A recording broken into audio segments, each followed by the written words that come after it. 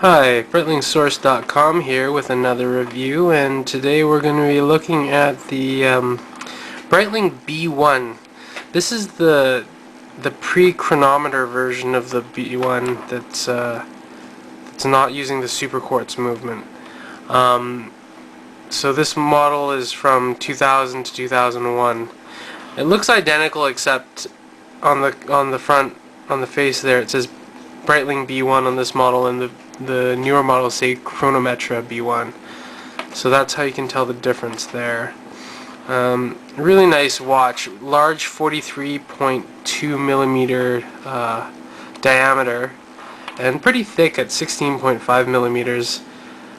This little guy here is often mistaken to be a helium escape valve of sorts, but on a watch that only goes 50 meters for water resistance, you don't really need a helium release valve. What that is, it's actually a cap for the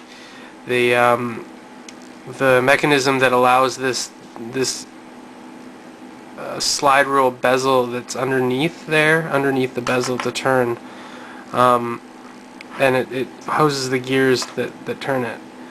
And it's a really neat thing that Breitling developed here. They've used it on a lot of the models, like all the Bentley models have this now, and some of the other professional line models as well, such as the Emergency, I believe.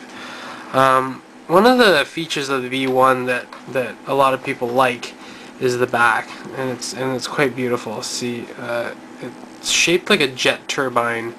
And what it's supposed to do is supposed to amplify the alarm, because there's an alarm inside the movement there. This one is using the Breitling 68 movement, and the super quartz version uses the Breitling 78 movement. And both models were made in total between 2000 and 2006, and recently this year it was replaced with I believe the Airwolf model, and a lot of people don't like the model quite as much because it has somewhat of a less Breitling feel to it, whereas this is a little bit true to this sort of the Breitling tradition as far as watch design is concerned. The movement's exactly the same in the newer Airwolf. Bracelet, on the other hand, has changed. This is the fighter bracelet, and newer models now use the professional 2 because the fighter bracelet's been discontinued. This watch is really neat. Is if you turn the crown, you'll see it switches.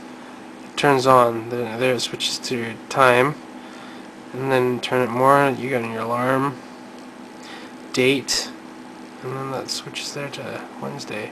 If you push the crown in, it actually lights up the backlight. A very neat feature. And chronograph, and the second item actually stops when you're changing, when you're using these different features, and then when you turn it back, it swings, as you can see there. So you can just there's YouTube. There's a ton of features on here, and probably take too much time to go through them all. But that's just a little preview there. We'll take a look at the chronograph here. So what you can do with the chronograph is you start it, and it makes these little beeps. And that's kind of what the alarm sounds like too. And that's kind of cool there.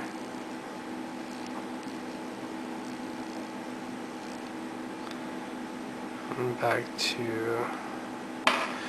I like to have everything off on mine when I'm wearing it. And it's a pretty big watch. 43.2 millimeters, as you can see. It looks pretty good on the wrist here. And my wrist again is 6 3/4 around, so it's small, on the smaller side. But I like my watches big, and this one looks pretty good. Yeah. The head on the B1 weighs 95.7 grams, so it is up there weight-wise with a lot of the other Windrider series models. And lug width is 22 millimeters, and bezel turns bidirectional, and reference number on this one is A68062, and that's because it's the non-chronometer version. But otherwise they're pretty much the same except for the super quartz movement. And yeah, it's a discontinued model, so you can't get it anymore, but they are readily available on eBay and at about I would say between 1,500 and 2,000, sometimes more if it's new old stock. The sapphire crystal on this one is flat. It is anti-glare coated on both sides, like all Breitlings. The bezel is sort of a metallic slate gray on this one, with luminous material on the numbers and the indexes, and there on the bezel as well.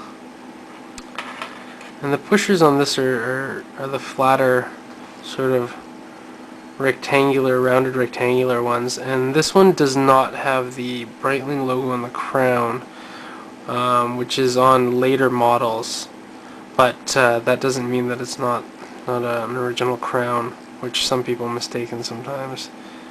But yeah, the Breitling B-1, it's a beautiful watch. Like I said, some prefer it over the Airwolf, and if you prefer it, you might want to check out eBay for one. So, hope you enjoyed the review. Bye.